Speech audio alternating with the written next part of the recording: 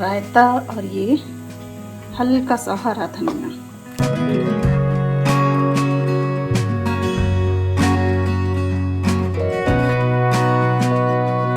Hello my YouTube family, कैसे हैं आप सभी। Welcome back to my new vlog. और मेरे इस व्लॉग की शुरुआत जो है 29 जनवरी से हो रही है और सुबह का समय है। सुबह के जो मैंने सारे काम थे जैसे झाड़ू पोछा वो सब जो भी कुछ था ना वो मैंने निपटा लिया था। नाश्ता जो था वो मैंने बनाना नहीं था क्योंकि मैंने इससे पहले वाले व्लॉग में आपके साथ शेयर की थी वो चीज़ कि मतलब मैं खिचड़ी बना रही हूँ और वही सुबह काम आ जाएगी। तो कभी कभी क्या है ना, हम खिचड़ी का भी नाश्ता कर लेते हैं। खिचड़ी के ऊपर दही नमक मिर्च और पापड़ के साथ में खाते हैं ना तो वो बहुत ज़्यादा टेस्टी लगती है। तो वो था ही। और इधर ना जो एक दिन पहले मैंने कपड़े धोए थे ना वो सूख गए थे। तो मैंने सोचा क्यों ना मैं फटाफट से इन कपड़ों को भी मतलब प्रेस कर लेती हूँ। जो जोड़ने वाले कपड़े थे वो मैंने पहले तह कर लिए थे और उसके बाद जो प्रेस करने वाले कपड़े थे ना तो वो मैं ले आई हूँ। पहले मैं पैंटें प्रेस कर रही थी, उसके बाद मैंने शर्टों को प्रेस मारी थी। तो ज़्यादा कपड़े तो थे नहीं, तो इस वजह से क्योंकि जोड़ने वाले जो थे वो कम थे, मतलब ज़्यादा थे और प्रेस करने वाले जो थे वो कम थे। तो सोचा लगे हाथ कर लूँ, नहीं तो फिर पड़े रहते हैं ना तो घर गंदा लगता है। जहाँ भी कपड़ों का ढेर लगा रहे ना वो हिस्सा गंदा लगने लग जाता है और उसी समय कपड़ों को संभाल तो घर साफ सुथरा रहता है। और मेरी आदत है ना, मेरे से खड़े होके जितना मर्जी मैं काम कर लूँ ना मैं कर लेती हूँ, पर जहाँ बैठ के काम करने की बात आती है ना वहाँ पे मेरे से काम बिल्कुल भी नहीं होता। यानी खड़े होके मैं सारा दिन काम कर सकती हूँ, लेकिन जहाँ बैठने की बात आए कि बैठ के ये कर दो सब्जी काट दो या फिर कपड़े प्रेस कर दो तो वहाँ मेरे को थोड़ी सी दिक्कत होती है, बैठ के नहीं होता। तो बस यहाँ पर जो कपड़े हैं मैं उन्हें प्रेस कर लूँगी। कोको भी साथ साथ में ही पास पास में ही घूम रहा था क्योंकि अब ना हमारे यहाँ थोड़ी सी गर्मी होने लग गई है। थोड़ी सी क्या, अब तो मतलब हो ही गया है 34-35 डिग्री टेम्परेचर होने लग गया है यहाँ का सुबह का। तो इस वजह से क्या है ना, मतलब गर्मी गर्मी होने लग गई। तो कोको भी अब ज़्यादा समय बाहर नहीं रहता है, वो घर के अंदर ही आ जाता है। तो यहाँ पर ना मेरे हस्बैंड भी तैयार हो रहे थे और हमने ना जाना था पाट के भोग में। तो बस मैं भी अपने काम निपटा रही थी। खाना बच्चों ने कहा था कि मम्मा हम बाहर से मंगा लेंगे तो आप कुछ भी मत बना के जाना। तो मैंने तो लंगर छक के ही आना था, मैंने डैडी जी ने और मेरे हस्बैंड ने। और बच्चे जो थे दोनों नहीं गए थे गुरुद्वारे। मतलब मैंने बताया था ना कि मतलब बड़े वाले ताया जी के बेटे की डेथ हो गई है तो वहाँ जाना था, पाठ का भोग था। बच्चे इस करके नहीं गए थे क्योंकि अगले दिन रमन का पेपर था, रमन का एग्ज़ाम था, तो रमन इस वजह से नहीं गया था। और शरण के भी मतलब प्रैक्टिकल था, इस वजह से शरण भी नहीं गया था। तो दोनों बच्चे घर में ही थे। और ये देखिए इधर मैं कपड़े प्रेस कर रही हूँ और इधर शरण ने खाना डाल दिया था। उसके बाद जब वहाँ से वापस आई तो मुझे चढ़ चुका था फीवर। मेरे को ना 1-2 दिन से लग रहा था, जैसे मौसम एकदम से चेंज हुआ ना तो उस वजह से लग रहा था, फीवर लगने लग गया था। तो डैडी जी के लिए सब्जी बना दी थी और उनके लिए रोटी दे दी थी उन्हें। और रात में हमने ना बाहर से खाना ऑर्डर कर दिया था, मतलब वही चाउमीन छोले भटूरे और ये सब चीज़ें मंगा ली थी। और थोड़ी सी ना ये था कि चलो मैंने लौकी की सब्जी के साथ थोड़ा बहुत ही खाया था। मतलब बुखार रहता है तो मन भी नहीं करता ना कुछ खाने का, तो बस वैसे ही था मेरा भी। और इसके बाद ना ये जो है ये है आज का व्लॉग, यानी कि 1 फरवरी का व्लॉग। और आज सुबह मतलब मैं उठी, उसके बाद मैंने नाश्ता वगैरह पहले पूरा निपटा लिया था। नाश्ते में कुछ नहीं बनाया था, मतलब पराठा था और साथ में दही में ना मैंने नमक मिर्च वगैरह डाल के ना वो दे दी थी। तो वो हो गया था, हमारा नाश्ता हो गया था। और रमन कहने लगा मैगी, तो उसके लिए मैगी बन गई थी। और ये देखिए इसके बाद मैंने मतलब नहाने के बाद मैंने जोत जलाई। जोत जलाने के बाद फिर मैं अपने काम पे लग गई थी।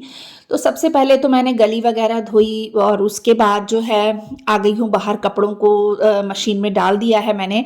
और कपड़े बहुत सारे हो गए क्योंकि फीवर था ना, तो शरीर ना जब बुखार चढ़ता है तो शरीर वैसे ही टूटता है, यानी कोई भी काम करने का ना मन नहीं करता। जितना ज़रूरी थे बस उतने ही काम मैं कर रही थी। और जैसे थोड़ा सा उठती थी करती थी फिर थोड़ा सा लेट जाती थी, इसी तरीके से चल रहा था। अभी भी ना कोल्ड हुआ हुआ है मुझे। तो बस ये है कि फीवर मतलब उतर गया है। तो मैंने सोचा कि नहीं अब ज़्यादा दिन का वो नहीं करूँगी मैं, और व्लॉग वगैरह शूट करती रहती हूँ या व्लॉग डालती रहती हूँ ना तो मुझे भी अच्छा लगता है। तो बस अब देखिए इसके बाद क्या था ना, मैंने कपड़े घूमने के लिए मशीन में डाल दिए थे और आ गई फटाफट से झाड़ू लगाने के लिए।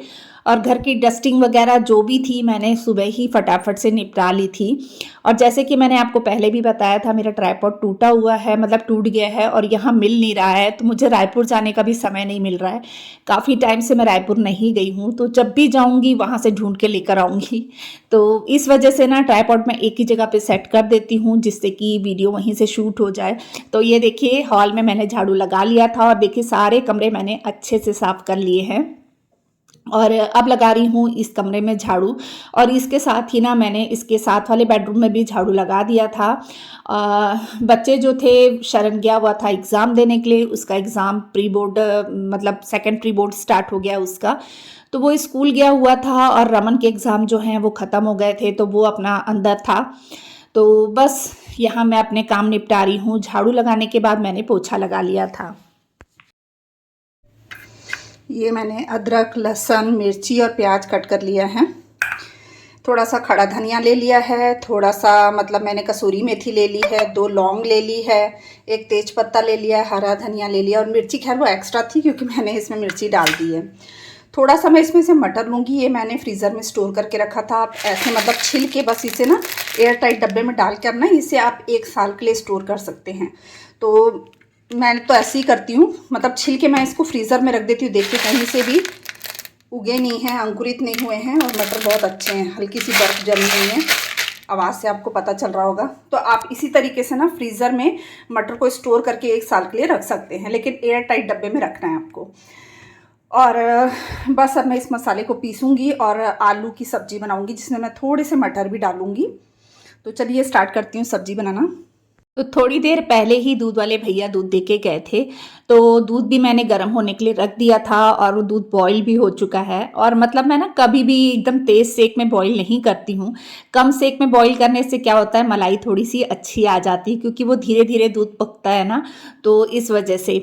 तो बस दूध यहाँ पर हो चुका है और मैंने जो मसाले की तैयारी करके रखी है ना, अदरक, लहसुन, प्याज वगैरह, उसी में मैंने टमाटर डाल दिया है कट करके, क्योंकि मैं टमाटर ना कट करना भूल ही गई थी। तो बस अब टमाटर को भी मैंने उसमें कट कर दिया है, मिक्सी मैंने निकाल ली थी और बस अब इसमें जो है ना, तो फटाफट से मैं इसकी पेस्ट तैयार कर लूँगी। और बर्तन का ऐसा था कि बर्तन जो है ना वो मैं साथ साथ में धोती जाती हूँ, यानी दिन में जितनी बार थोड़े बहुत 4-5 बर्तन दिखते हैं तो मैं साथ के साथ धो लेती हूँ, और जो खाना बनाती जाती हूँ तो वो बर्तन भी साथ के साथ धुलते जाते हैं। तो बर्तन का इतना मेरा रहता नहीं है। बाकी यहाँ मैंने चढ़ा दिया है कुकर। अब कुकर में ना मैं डाल दूँगी थोड़ा सा ऑयल और मतलब जो तैयारी मैंने करके रखी थी ना, अब ये देखिए मैं आपको दिखा रही हूँ कि मैंने इसे पीस लिया है। और तेल में ना हल्का सा नमक डाल दो ना, तो जो मसाला है वो कोई भी बर्तन हो ना उसकी तली में चिपकता नहीं है। और जो मैंने मटर स्टोर करने की बात आपसे कही ना, तो वो एकदम 100% है, काम करती है। मैं हमेशा हर साल ऐसे ही मटर को स्टोर करके रखती हूँ, यानी छील लीजिए और छीलने के बाद कुछ नहीं करना है, बस उसे निकाल के ना एयर टाइट किसी डब्बे में डाल दीजिए या जिप लॉक वाली पॉलीथीन आती है ना, उसमें डाल दीजिए और उसके बाद उसे ना फ्रीज़र में रख दीजिए, डीप फ्रीज़र में।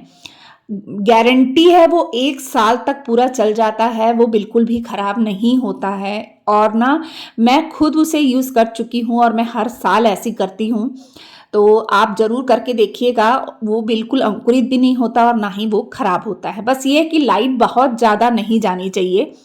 तो बस ऐसा ही है। और उसके बाद ना ये देखिए यहाँ पर मैंने तड़का लगा दिया है। तेल में मैंने ना वो मसाला डाल दिया था, तेज पत्ता डाल दिया और नमक, जब वो भुन गया ना तो नमक, मिर्च, हल्दी, गरम मसाला, कसूरी मेथी, ये सब चीज़ें डाल दी है उसमें। और अब आलू और जो ये था ना मटर, उसे डाल दिया है। और एक हाथ में मैंने कैमरा पकड़ा था ना, तो दूसरे हाथ से ना अच्छे से मिक्स नहीं हो रहा था क्योंकि स्पैचुला से ना जल्दी मिक्स नहीं हो पाता है। और बस ये देखिए मैंने इसमें पानी भी डाल दिया है। मैं थोड़ी ना गाढ़ी वाली सब्जी बनाऊंगी, यानी एकदम पतली वाली जो ग्रेवी वाली होती है ना, वैसी सब्जी नहीं बना रही हूँ। और बस इसके बाद अब करूँगी काउंटर टॉप साफ़, क्योंकि अभी मुझे दूसरे काम भी करने हैं और साथ साथ में ना एक आदत सी बन जाती है ना अपन को, तो साथ साथ में मैंने ना मतलब करती जाती हूँ ऐसे काउंटर टॉप ना बीच बीच में साफ़ करती रहती हूँ ताकि वो साफ़ ही रहे।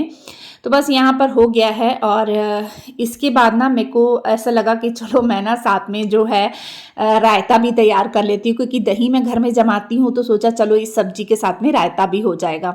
तो देखा तो जो जीरा पाउडर था ना वो ख़त्म हुआ था। तो जीरा पाउडर ख़त्म हुआ था ना, तो मैं या तो इकट्ठे बना के रख लेती हूँ या फिर फ्रेश उसी समय थोड़ा सा बनाती हूँ और फिर हो जाता है। तो बस यहाँ पर ना मैं थोड़ा सा जीरा जो है ना तवे में फैला के उसी में भून रही हूँ। और इससे क्या है ना जल्दी भुन जाता है, तो तुरंत के तुरंत लगे हाथ ना जो है जीरा पाउडर ना बन जाता है। जीरा पाउडर हो गया ये, और काली मिर्च का पाउडर हो गया, ये सब ना मैं घर में ही तैयार करती हूँ, मैं मार्केट से नहीं लेकर आती हूँ।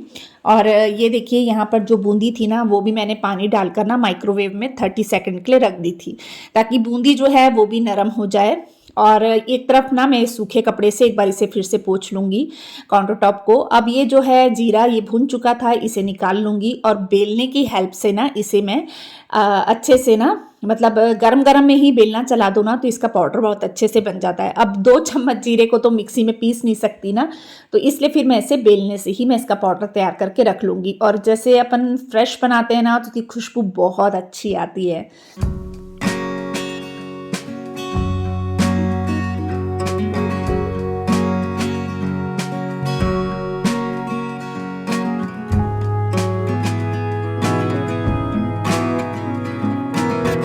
तो लीजिए हो गया फटाफट से जीरा पाउडर तैयार। अब मैं इसे डब्बी में निकाल लूँगी और काउंटर टॉप को फिर से एक बार अच्छे से साफ़ कर दूँगी।